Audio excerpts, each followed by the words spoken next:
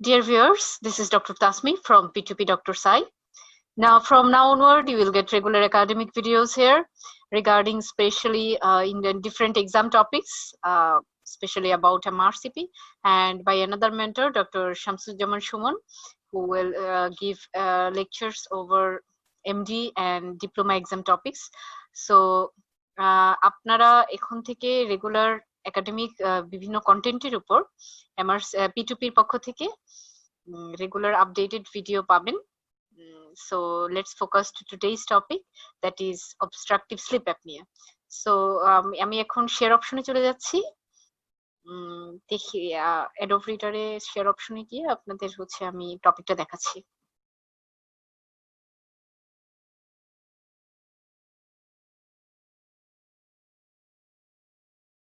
আমরা যেটা বলছিলাম যে অবস্ট্রাকটিভ স্লিপ অ্যাপনিয়া থেকে এখন বেশ কিছু ইয়ার্স ধরে রেগুলারলি কোয়েশ্চেন আসে। নট অনলি এমআরসিপি, বাংলাদেশের যে এফসিপিএস পার্ট 1 হয়, মেডিসিন অ্যান্ড অ্যালাইডের যে এন্ট্রি এক্সাম, এফসিপিএস পার্ট 1 এক্সামের পরিপ্রেক্ষিতেও কিন্তু এই exam topic is extremely important.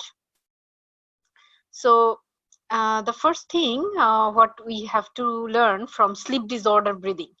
তো স্লিপ ডিসঅর্ডার ব্রিদিং থেকে আপনাদের যেটা জানতে হবে যে অবস্ট্রাকটিভ স্লিপ অ্যাপনিয়া থেকে আপনাদের কোশ্চেনটা কিভাবে আসতে পারে বা জিনিসটা কি। ফার্স্টে আমি যেটা বলবো সেটা হচ্ছে যে স্লিপ ডিসঅর্ডার ব্রিদিং এর মধ্যে আসলে জিনিসটা obstructive sleep apnoea, obesity, hypoventilation syndrome এবং সেন্ট্রাল স্লিপ অ্যাপনিয়া, তিনটা টার্ম নিয়ে আপনাদের কথা বলতে হবে। তিনটা টার্ম নিয়ে আপনাদের কনসেপশনটা যদি ক্লিয়ার থাকে তখন আপনি এটা কনসেন্ট্রেট বুঝতে পারবেন যে কোয়েশ্চেনটা আপনাকে কি আস্ক করতেছে। সো ফার্স্ট অফ অল আমি যেটা বলবো সেটা হচ্ছে যে এপনিয়া জিনিসটা কি, সিজেশন অফ রেসপিরেশন। হ্যাঁ, রেসপিরেশন যদি ঘুমের মধ্যে 10 সেকেন্ডের বেশি আপনার পেশেন্টের episodic closure, upper airway episodic ক্লোজারের জন্য এপনিক পিরিয়ড হয় ডিউরিং স্লিপ, সেটাকে বলে obstructive sleep apnoea. Have episodic closure of the upper airway during sleep with continuous respiratory effort. Continuous respiratory effort, that means পেশেন্টের স্লিপের মধ্যে তার সিজেশন অফ রেসপিরেশন হবে যেটা 10 সেকেন্ডের বেশি এবং তার কন্টিনিউয়াস কিন্তু একটা রেসপিরেটরি এফোর্ট থাকবে। এই কথাটা ইম্পর্টেন্ট এই কারণে যে আরেক পেশেন্টের আরেক ধরনের অ্যাপনিয়া হতে পারে যেটাকে আমরা বলবো সেন্ট্রাল স্লিপ অ্যাপনিয়া, যেটা হয় সাধারণত ক্রনিক হার্ট ফেলিওরের পেশেন্টের অথবা সিএনএস ডিসঅর্ডারের অথবা রেসপিরেটরি মাসেল উইকনেসের পরে।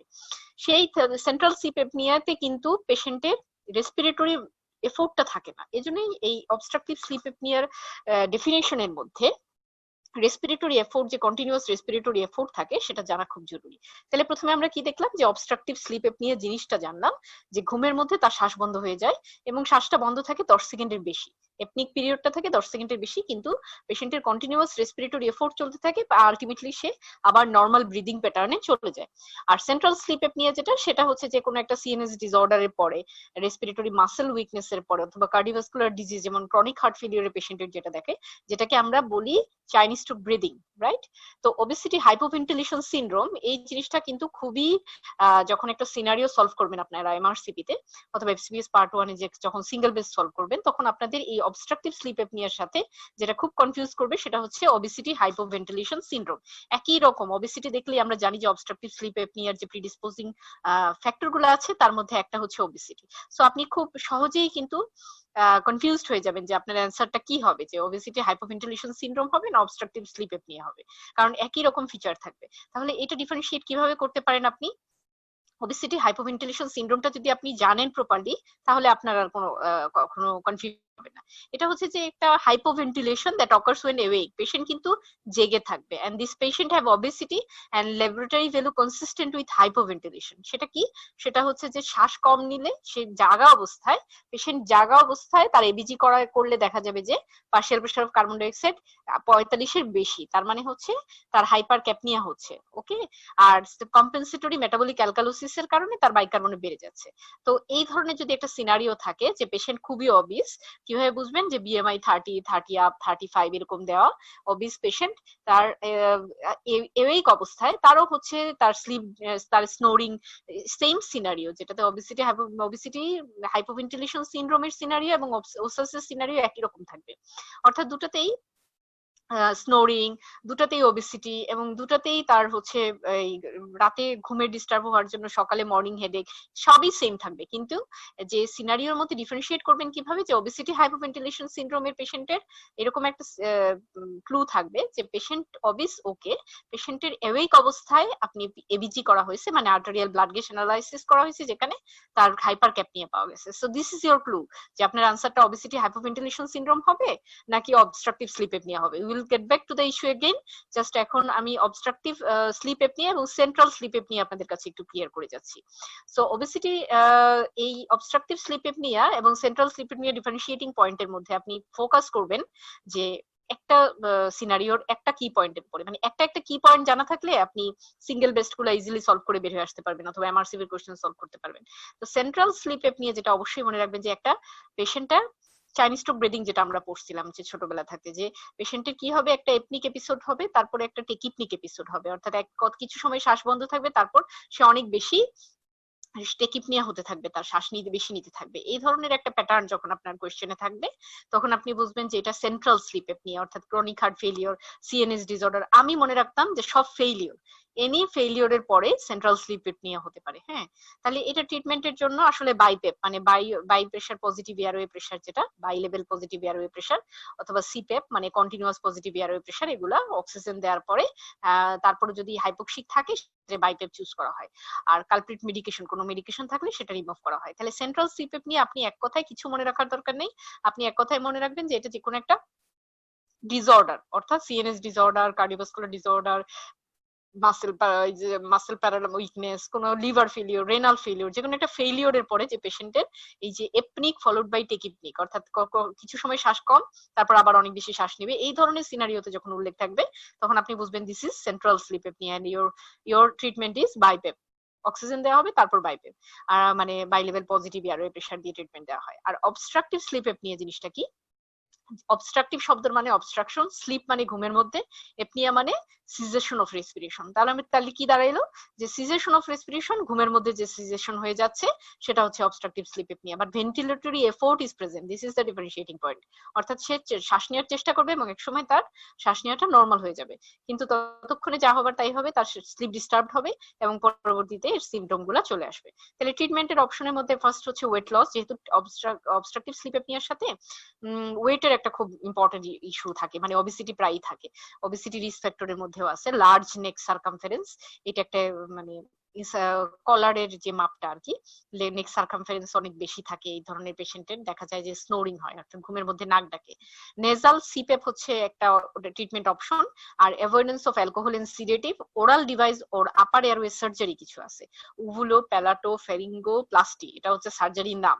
তো আপনাদের যেটা শুনতে চায়, মানে আপনি যদি একটা ট্রিটমেন্ট মনে রাখতে চান, সেটা হচ্ছে সিপেপ মানে continuous positive airway pressure. Oxygen supplementation is not recommended as initial treatment, যেটা আমরা সেন্ট্রাল স্লিপ এপনিয়াতে ট্রিটমেন্ট হিসেবে পেয়েছি।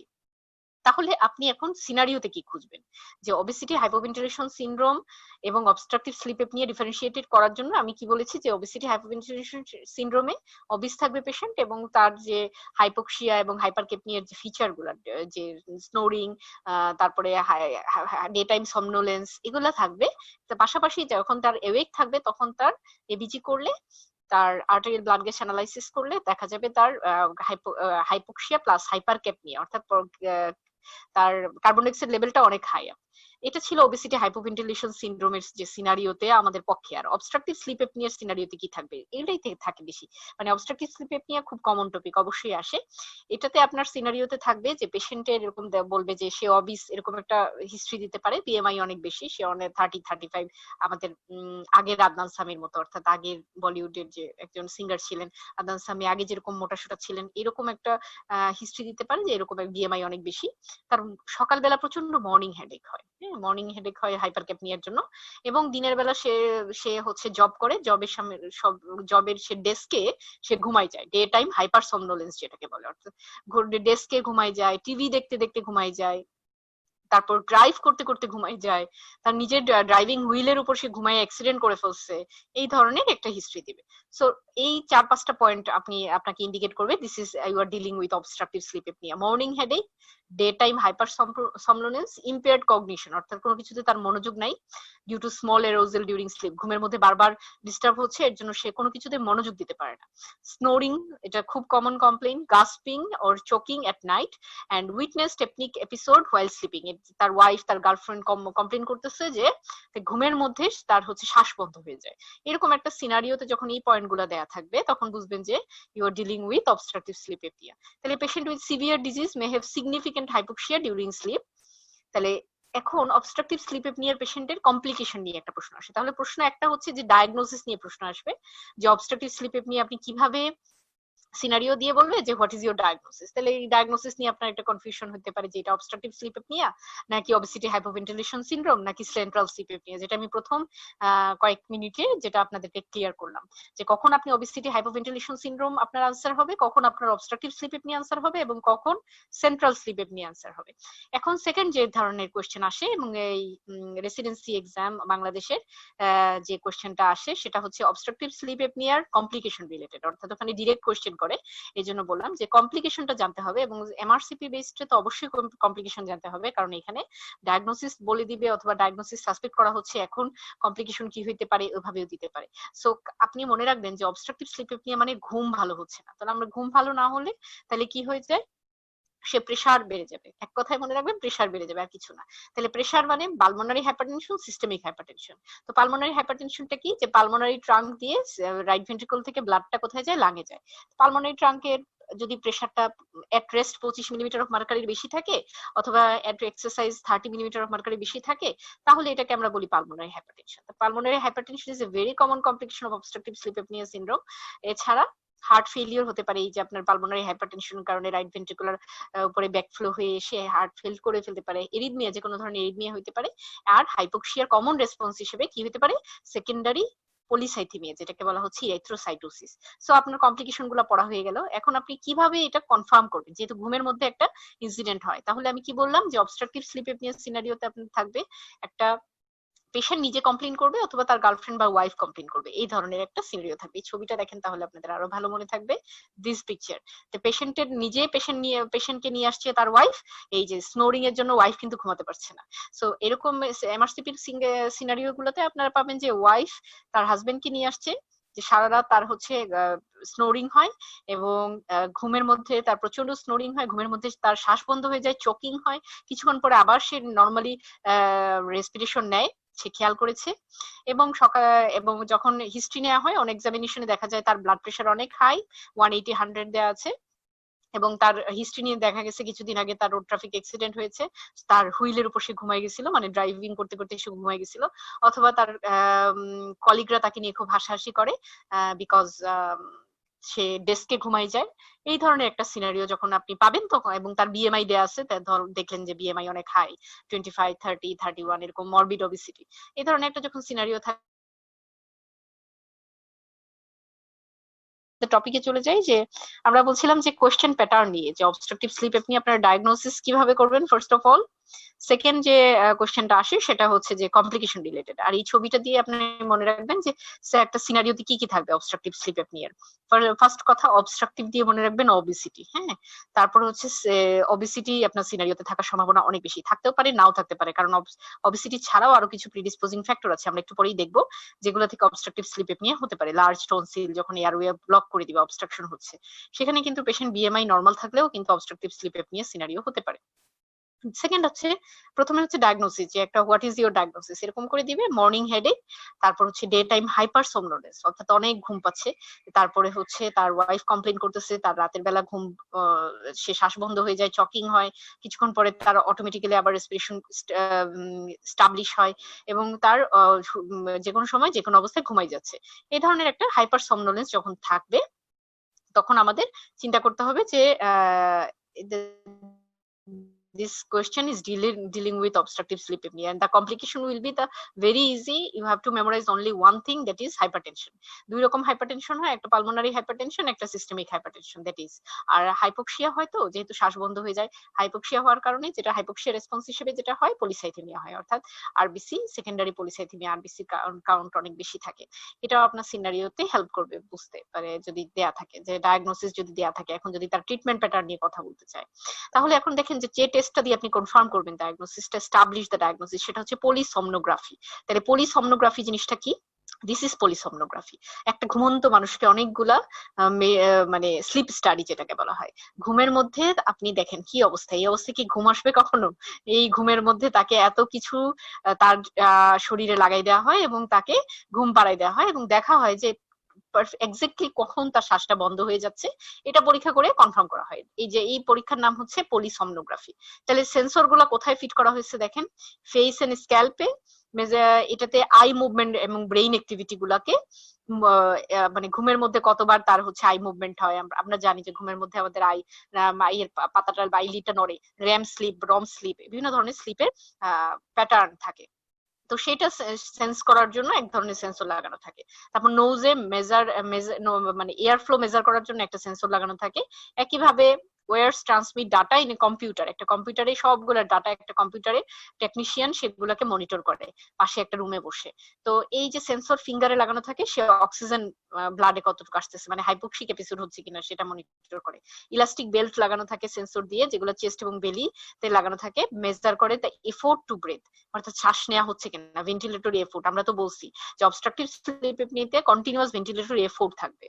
ওকে, সো পলিসomnography রেকর্ডে দেখেন যে এইভাবে একটা ফাইন্ডিং দেওয়া হয় যে ব্লাড অক্সিজেন লেভেল কত, ব্রিদিং ইভেন্ট কিরকম হয়, রেম স্লিপ স্টেজ গুলা কি ছিল, এরকম করে এরকম একটা ফাইন্ডিং দিয়ে ডায়াগনোসিস করা হয়। তো আপনাদের এমআরসিপি পার্ট 1-এ পলিসomnography কি দিয়ে ডায়াগনোসিস করেন ইন্টারপ্রিটেশন আসবে না, শুধু এই কি কি দেখা হয়, পলিসomnography কি কি কম্পোনেন্ট, এটা একটু জেনে রাখলে ভালো হয় যে আপনারা কি কি দেখতে পাচ্ছেন। তো পলিসomnography যে আপনি এস্টাবলিশ করলেন ডায়াগনোসিস করে করার জন্য, সেটার সাথে একটা ইন্ডেক্সে এই sum of apnoea and hypopnoea per hour of sleep, এটাকে বলে এপনিয়া হাইপোএপনিয়া ইন্ডেক্স, এইচআই। এই জিনিসগুলা এপনিয়া এবং হাইপোএপনিয়া, এপনিয়া মানে সিজেশন অফ রেসপিরেশন, হাইপোএপনিয়া মানে স্লোয়িং অফ রেসপিরেশন, এই যে কতবার এপনিয়া হাইপোএপনিয়া ইন্ডেক্স হচ্ছে, মানে এই কয়েকবার এপনিয়া এবং হাইপোএপনিয়ার ইনসিডেন্টটা হচ্ছে, সেটার ইন্ডেক্স করা হয় এবং এটা যদি 5-এর বেশি হয় ঘন্টায়, তাহলে এটা অ্যাবনর্মাল। 4ও বলা হয়, কোথাও কোথাও 4 পাবেন, তবে আমি 5 মনে রাখি। তারপরে এইচআই যদি 5-এর কম হয় সেটা নরমাল বা মিনিমাম বলা যায়। মাইল্ড বলবেন 5 থেকে 15, 15 থেকে 30 হচ্ছে মডারেট, আর 30-এর বেশি যদি এপনিয়া হাইপোএপনিয়া ইন্ডেক্স হয় সেটা হচ্ছে প্রতি ঘন্টায়, সেটা হচ্ছে সিভিয়ার অবস্ট্রাকটিভ স্লিপ এপনিয়া। ট্রিটমেন্টের ক্ষেত্রে আমি আগেই বলছি যে সিপেপটা অবশ্যই মনে রাখতে হবে, সিপেপে কাজ না হলে বাইপেপ, আর ওবেসিটি হাইপোভেন্টিলেশন সিনড্রোমে অবশ্যই বাইপেপ ইউজ করা হয়, আর অকেশনালি অবস্ট্রাকটিভ স্লিপ এপনিয়াতে যখন সিপেপটা ফেইলড হয়। তাহলে এক্সেসিভ ডে টাইম somnolence সম্পর্কে আমরা আরেকটু দেখি, একটা কোয়েশ্চেন সলভ করে দেখি। দেখেন যে কোয়েশ্চেন একটা সিঙ্গেল বেস্ট দেখেন, তাহলে আপনাদের আরেকটু ক্লিয়ার হবে। 60 years old man presented to the sleep clinic, ওদের দেশে স্লিপ ক্লিনিক আছে, আমাদের দেশে নাই, sleep clinic with snoring. Complain গুলো দেখেন, স্নোরিং আপনি যেটা জানেন, excessive daytime sleepiness and fatigue, তাহলে তার ঘুমের মধ্যে নাক ডাকে, এক্সেসিভ দিনের বেলা অনেক বেশি তার ঘুম পায়, এবং যেহেতু রাত্রেবেলা ঘুমের ডিস্টার্ব হয় সে ফ্যাটিগ হয়ে যায়।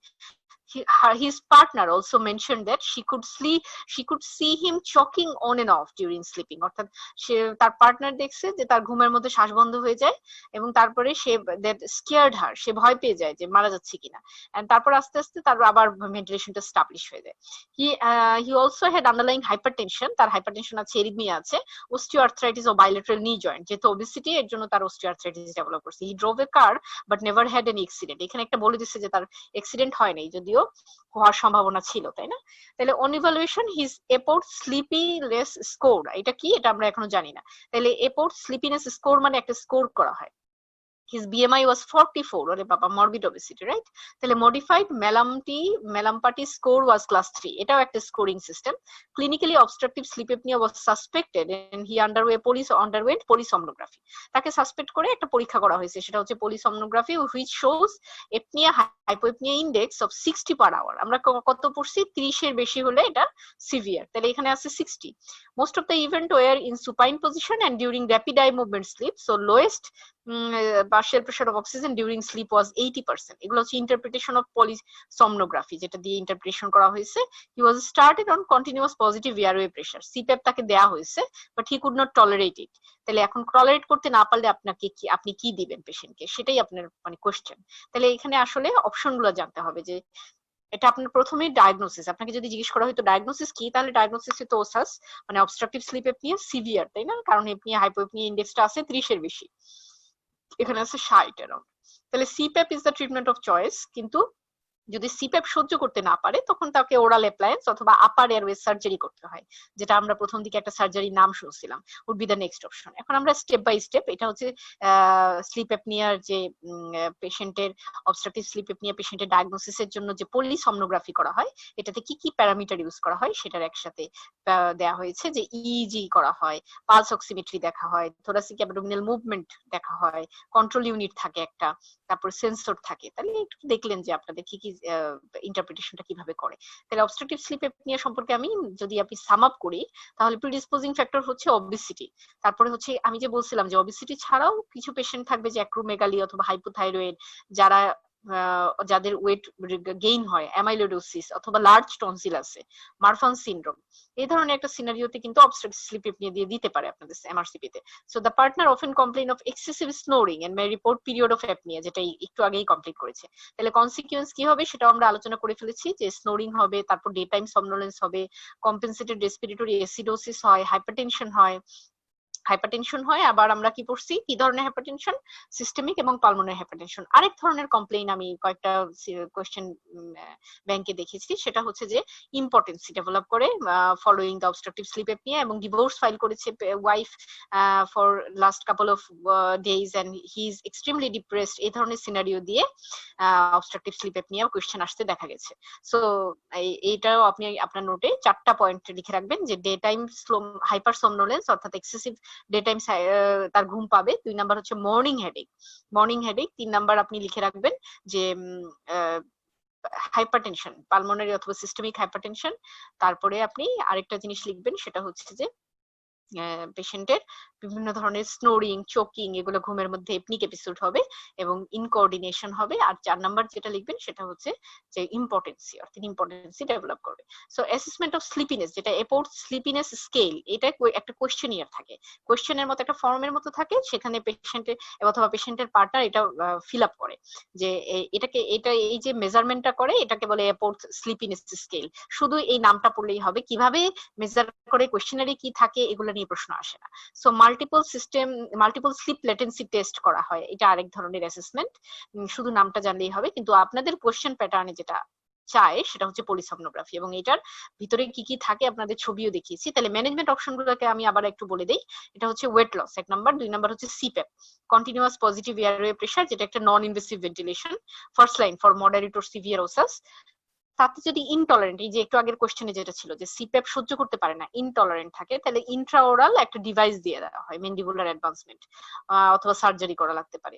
আর আরেকটা কথা যেটা এমআরসিপির বেসে খুবই এক্সট্রিম ইম্পর্টেন্ট একটা কথা, সেটা হচ্ছে ডিভিএলএ, ড্রাইভিং লাইসেন্স যে অথরিটি, শুড বি ইনফর্মড। একটা ওসাসের একটা সিনারিও দিবে বলবে ডিভিএলএ কে জানানো দরকার কিনা, ডক্টর হিসেবে আপনি কি সাজেস্ট করেন। তো DVLA should be informed if OSAS is causing excessive daytime sleepiness and limited evidence to support the use of pharmacological agent. Pharmacological agent কি আছে, তা একটা অ্যাডজাঙ্ক্ট হিসেবে ইউজ হয়, অর্থাৎ আপনি ডিরেক্টলি ফার্মাকোলজিক্যাল এভিডেন্স দিয়ে ট্রিটমেন্ট করে আসলে লাভ হয় না। যে এপোর্ট স্লিপিনেস স্কেল সম্পর্কে যদি একটু বেশি জানার ইচ্ছে থাকে, যে কত স্কোর, এটা স্কোরটা হয় 0 to 24, 24 পর্যন্ত স্কোর হয়। নর্মাল রেঞ্জ হচ্ছে এপোর্ট স্লিপিনেস স্কোরে 11 কম, স্কোর যদি 11 বেশি হয় তাহলে সাজেস্টিভ হবে অবস্ট্রাকটিভ স্লিপ অ্যাপনিয়া। তাহলে মাইল্ড, মডারেট এবং সিভিয়ার ভাগ করছে, এপোর্ট স্লিপিনেস স্কোর 11 থেকে 14, 15 থেকে 18 অথবা 18 বেশি। আর এই দুইটা স্কোর আসলে হেল্প করে আপনার দুইটা জিনিস, এপোর্ট স্লিপিনেস স্কেল একটা কোশ্চেনিয়ার, একটা কি বলবো ডেটা আর কি, কোশ্চেনিয়ার নিয়ে বসা হয়, একটা ফর্মের মতো ফর্ম দেওয়া হয়, পেশেন্টকে দেওয়া হয়, পেশেন্টের পার্টনারকে দেওয়া হয়, সেই ফর্মটা ফিল আপ করে। তো এপোর্ট স্লিপিনেস স্কেলের স্কোর যেটা 11 কম হলে নর্মাল, কিন্তু 11 থেকে 14 মাইল্ড, 15 থেকে 18 মডারেট, আর 18 বেশি হলে সিভিয়ার। এটা মনে রাখতে হবে এপোর্ট স্লিপিনেস মানে স্কেলের স্কোরটা। সবচেয়ে বেশি ইম্পর্টেন্ট হচ্ছে এপনিয়া হাইপোএপনিয়া ইন্ডেক্স, এটা হচ্ছে আপনি মনে রাখবেন 5 5-এর বেশি, 5 থেকে 15, 15 থেকে 30, 30 এর বেশি মাইল্ড মডারেট সিভিয়ার। 30 এর বেশি হলে আপনি এইচআই 30 এর বেশি হলে সেটা সিভিয়ার। তাহলে মাইল্ড এর ক্ষেত্রে ওরাল অ্যাপ্লায়েন্স দেওয়া যেতে পারে, মডারেট টু সিভিয়ার সিপ্যাপ, যদি সিপ্যাপ ইনটলারেবল থাকে তাহলে ওরাল অ্যাপ্লায়েন্স অথবা সার্জারি। আর অ্যাডজাংক্ট যে ওষুধটা ইউজ করা হয় সেটা হচ্ছে মডাফিনিল, এটা ডোপামিনের লেভেলটা বাড়ায়, অর্থাৎ হাইপোথ্যালামাসে ডোপামিনের লেভেলটা বাড়ানোর মাধ্যমে কাজ করে। তাহলে অবস্ট্রাকটিভ স্লিপ অ্যাপনিয়া নিয়ে আসলে প্রশ্নটা কি ধরনের আসতে পারে? একটা তো আমি বিভিন্ন ভাবে কোশ্চেনটা বললাম। আরেকটা জিনিস হচ্ছে এই ছবিটাতে দেখেন রেস্ট্রিকটিভ লাং প্যাটার্নের একটা কজের মধ্যে দেখেন জেস্টুয়ালের একটা কজের মধ্যে অবিসিটি আছে। তাইলে একটা যদি অবস্ট্রাকটিভ স্লিপ অ্যাপনিয়ার একটা পেশেন্টের লাং ফাংশন টেস্টের কি ধরনের ফিচার পাওয়া যাবে? লাং ফাংশন টেস্টে রেস্ট্রিকটিভ লাং ডিফেক্ট দেখা যাবে, যেটা আমরা জানি যে FEV1 FVC দুটাই কমবে, কিন্তু FVC মানে ফোর্স ভাইটাল ক্যাপাসিটি অনেক বেশি কমবে, যে কারণে পেশেন্টের FEV1 FVC রেশিও করলে সেই রেশিওটা মোর দেন 0.7 হবে। আর অবস্ট্রাকটিভ স্লিপ অ্যাপনিয়া তাইলে এই ধরনের একটা লাং ফাংশন ডিফেক্ট দেখাবে। আর এমআরসিপি পার্ট 2 তে ইউজুয়ালি ফ্লো ভলিউম লুপের ফাইন্ডিং হিসেবে এই দিতে পারে। তবে পার্ট 1 এ সাধারণত ফ্লো ভলিউম লুপ দিয়ে অবস্ট্রাকটিভ স্লিপ অ্যাপনিয়ার কোশ্চেন আমি দেখি নাই। তবে ফ্লো ভলিউম লুপে আমরা যেটা স্পাইরোমেট্রির যে ফাইন্ডিংটা, লাং ফাংশন টেস্টের যে লাং ফাংশন টেস্ট আমরা যে করি স্পাইরোমেট্রি দিয়ে, স্পাইরোমেট্রির ডাটাগুলা আমরা যদি এরকম একটা গ্রাফিক্যাল একটা ভিজুয়াল রিপ্রেজেন্টেশন দিতে চাই, সেটা হচ্ছে ফ্লো ভলিউম লুপ। তো ফ্লো ভলিউম লুপের interpretation extremely important for MRCP part 1। Flow volume লুপের ইন্টারপ্রিটেশন জানতে হবে। আর রেস্ট্রিকটিভ লাং ডিফেক্টে আমরা যেরকম দেখি, আমরা ফ্লো ভলিউম লুপ আলোচনা করেছি ক্লাসে। তো আপনাদের জন্য যেটা বলবো, যেটা ফ্লো ভলিউম লুপ আর কিছুই না, এটা হচ্ছে স্পাইরোমেট্রিটাকে আপনি একটা ভিজুয়াল ইমপ্রেশন দিচ্ছেন, অর্থাৎ ডাটা না দেখে এখানে আপনি ছবি দেখে ইন্টারপ্রিট করতে পারবেন যে এটা কি অবস্ট্রাকটিভ লাং ডিফেক্ট নাকি রেস্ট্রিকটিভ লাং ডিফেক্ট। খেয়াল করে দেখুন যে যখন প্রিডিক্টেড বলতে ডট দিয়ে বোঝাচ্ছে, ডটের প্রিডিক্টেড লাং মানে লাংয়ের যে ফ্লোটা হওয়া উচিত ছিল, সেখান থেকে যখন হাফ হয়ে যাবে আপনার অ্যাকচুয়াল FEV1টা মানে forced expiratory volume in first second, সেটা হবে অবস্ট্রাকটিভ ডিফেক্ট। আপনারা সবাই জানেন যে FEV1টা অবস্ট্রাকটিভ লাং ডিফেক্টে FEV1 মানে forced expiratory volume in 1 second, এটা অনেক কমে যায়। ফোর্স ভাইটাল ক্যাপাসিটিও কমে, কিন্তু force expiratory volume in 1 second এটা অনেক কমে যায়, অর্থাৎ প্রিডিক্টেড থেকে অ্যাকচুয়ালটা প্রায় হাফ হবে। কিন্তু এই ছবিতে অ্যাকচুয়াল থেকে হাফ হয়নি, কমেছে কিন্তু অ্যাকচুয়াল থেকে হাফ হয়নি, 8.5 থেকে হাফ হইলে 4.5 এর নিচে আসবে। সো এটা রেস্ট্রিকটিভ লাং ডিফেক্টের পক্ষে যাচ্ছে। রেস্ট্রিকটিভ লাং ডিফেক্টের পক্ষে এটাও যাচ্ছে যে ভলিউম ওভার টাইমে যে ইন্টারপ্রিটেশনটা। সো আমি শুধু এটা দেখানোর উদ্দেশ্য একটাই যে অবস্ট্রাকটিভ স্লিপ অ্যাপনিয়ার কোশ্চেনের প্যাটার্নে আমরা ফ্লো ভলিউম লুপ নিয়ে আমরা আরেকদিন আলোচনা করব যে নরমাল কিরকম থাকে। এটা হচ্ছে নরমালটা, যে উপরে ইন্সপিরেটরিটা এরকম ট্রায়াঙ্গেল থাকে on top of A semi circle, এটা হচ্ছে normal flow volume loop in a patient. আপনার যদি ফ্লো ভলিউম লুপটা স্পাইরোমেট্রি ফাইন্ডিংটাকে এরকম যদি আমরা গ্রাফিক্যাল প্রেজেন্টেশনে ফেলি, তাহলে এটা হচ্ছে নরমালটা। আর অবস্ট্রাকটিভটা কিরকম হবে? অবস্ট্রাকটিভটা এই সবুজ কালারটা দেখেন, সবুজ কালার দিয়ে অবস্ট্রাকটিভটা বুঝিয়েছে যে নরমাল থেকে এটা হাফ হয়ে গেছে। কোনটা? FEV1টা মানে ফোর্সড ইন্সপিরেটরি এফেক্টটা, এটা এক্সপিরেটরি ফ্লোটা হাফ হয়ে গেছে অবস্ট্রাকটিভে। এই ইন্সপিরেটরি ফ্লো কমেছে কিন্তু এক্সপিরেটরি হাফ হয়ে গেছে। সো ফ্লো ভলিউম লুপ নিয়ে আমরা আরেকদিন আলোচনা করব। আজকে যেটা আমি বলতে চাচ্ছি যে অবস্ট্রাকটিভ স্লিপ অ্যাপনিয়া প্যাটার্নে যদি অবস্ট্রাকটিভ স্লিপ অ্যাপনিয়াতে মনে রাখবেন যে রেস্ট্রিকটিভ লাং ডিফেক্ট থাকবে এবং হচ্ছে যেটা যদি স্পাইরোমেট্রি ফাইন্ডিং আসে তাহলে রেস্ট্রিকটিভ লাং ডিফেক্ট আপনারা সবাই জানেন যে FEV1 FVC দুটোই কমে, কিন্তু ফোর্স ভাইটাল ক্যাপাসিটি অনেক কমে, যেহেতু এটা রেস্ট্রিকশন। কিসের রেস্ট্রিকশন? শ্বাস নিতে রেস্ট্রিকশন। এটার এয়ার ফ্লোতে সমস্যা নাই, কিন্তু তার লাংটা এক্সপান্ড করতে পারে না, রেস্ট্রিকটিভ লাং ডিফেক্টে যেটা হয়। এর জন্য ফোর্স ভাইটাল ক্যাপাসিটিটা কমে যায় এবং FEV1 FVC রেশিওটা মোর দেন 0.7 হয়। তো এইভাবে করে অবস্ট্রাকটিভ স্লিপ অ্যাপনিয়ার কি পয়েন্টগুলোর দিকে খেয়াল রাখবেন, যে এটার প্রশ্ন কিভাবে আসতে পারে, যে সিনারিও। প্রথমে ডায়াগনোসিস বুঝতে হলে আপনাকে ওই যে সিনারিও প্রিডিসপোজিং ফ্যাক্টর গুলো একটু মনে রাখবেন, যে ওবেসিটি অথবা obesity related large tonsil, macroglossia, Marfan syndrome, এরকম একটা প্রিডিসপোজিং ফ্যাক্টর বা এরকম একটা সিনারিওর মধ্যে এই জিনিসগুলো থাকবে, যে day time somnolence, morning headache, তারপরে হচ্ছে হাইপারটেনশন, হার্ট ফেলিওর, এরিথমিয়া, এই ধরনের কিছু ফিচার থাকবে। তারপরে অ্যাসেসমেন্টের ক্ষেত্রে মাত্র 2টা শব্দ মনে রাখতে হবে, এপোর্ট স্লিপিনেস স্কেল এবং হচ্ছে পলিসomnography। আমি বলবো একদম প্রথম থেকে যদি মনে রাখেন যে 5 একে 5, 5 দুগুণে 10, 3 5 15, 4 5 20, 5 5 25, 5 6 30, 5-এর নামতা। তাহলে 5 একে 5 বলতে আমি আসলে বোঝাচ্ছি যে এপনিয়া হাইপোএপনিয়া ইন্ডেক্স যেটা আমরা পড়েছিলাম একদম ফার্স্টে, আপনাদেরকে দেখাই, এটা যদি 5-এর বেশি হয়, এই যে মোর দেন 5/hour, এটা হচ্ছে আপনার ডায়াগনোসিসের first index. Apnoea hypo index 5-এর বেশি হলে আপনার ডায়াগনোসিসের দিকে যাবে, ওবেসিটি হাইপোভেন্টিলেশন সিনড্রোমের দিকে যাবে, কারণ 5-এর কম হলে এটা নর্মাল। তারপরে হচ্ছে 5 থেকে 15 এটা হচ্ছে মাইল্ড, 15 থেকে 30 এটা মডারেট, এবং 30-এর বেশি হচ্ছে সিভিয়ার। আর 5 দুগুণে 10, যেটা মনে রাখবেন যে 10-এর বেশি, 10 সেকেন্ডের বেশি যদি এপনিক পিরিয়ড হয় তাহলে সেটা হচ্ছে অবস্ট্রাকটিভ স্লিপ এপনিয়ার পক্ষে যাবে। তাহলে এই কয়েকটা জিনিস মনে রাখবেন। আর এপোর্ট স্লিপিনেস স্কেলের ইন্টারপ্রিটেশন আসে না, কিন্তু যদি মনে রাখতে পারেন ভালো, যে 11-র কম হলে নর্মাল, 11-র বেশি হলে এটা অবস্ট্রাকটিভ স্লিপ এপনিয়া। তাহলে আমি শুধু মনে রাখবো 5, 10, 11, that's the numerical thing you have to learn. আর ওবেসিটি হাইপোভেন্টিলেশন সিনড্রোম অবশ্যই মনে রাখবেন যে এটা ওবেসিটি থাকবে আপনার সিনারিওতে, পাশাপাশি এওয়েক অবস্থায় তার হাইপোক্সিয়া থাকবে এবং হাইপারক্যাপনিয়া থাকবে, মানে পার্শিয়াল প্রেসার কার্বন ডাইঅক্সাইড পেয়ে যাবে। সো হোপফুলি সিনারিও বুঝতে আপনাদের কোনো হেল্প মানে সমস্যা হবে না এখন থেকে। 2 নম্বর হচ্ছে 4টা জিনিস নোট করবেন। এক হচ্ছে সিনারিওতে 4টা পয়েন্ট, যে day time somnolence, morning headache, impotency, improper cognition. তারপরে 4টা কমপ্লিকেশন নোট করবেন, pulmonary hypertension, systemic hypertension, heart failure with arrhythmia, আর হচ্ছে সেকেন্ডারি ইরাইথ্রোসাইটোসিস, যেটা পলিসাইথেমিয়া। তারপর মনে রাখবেন যে ট্রিটমেন্ট ডায়াগনোসিস কি, পলিসোমনোগ্রাফি আর এপোর্ট স্লিপিনেস স্কেল, এই দুইটার কথা মনে রাখলেন। আর ম্যানেজমেন্ট কি, ম্যানেজমেন্ট হচ্ছে আপনার আনসারটা বেশিরভাগ এমআরসিপির কোয়েশ্চেনের আনসারই হবে সিপ্যাপ, এটা মাথায় রাখেন। আর সিপ্যাপ ইনটলারেবল, এই ধরনের আমি একটু আগে যে সিনারিওটা আপনাকে দেখিয়েছি যে সিপ্যাপ সে সহ্য করতে পারে না, ইনটলারেবল, এই ক্ষেত্রে আপনার আনসারটা হবে যে ওরাল অ্যাপ্লায়েন্স, অর্থাৎ বিভিন্ন ধরনের মেন্ডিবুলার অ্যাটাচমেন্ট দিয়ে তার হচ্ছে এয়ারওয়েটা একটু ওয়াইড করে দেওয়া হয়। So this is all about today's topic. Hopefully আপনাদের জন্য হেল্পফুল হবে। আর আমরা আবারও আসবো আপনাদের নেক্সটে, আপনাদের জন্য হেল্পফুল হয় এরকম এক্সাম টপিক নিয়ে। So best of luck everyone. Thank you very much.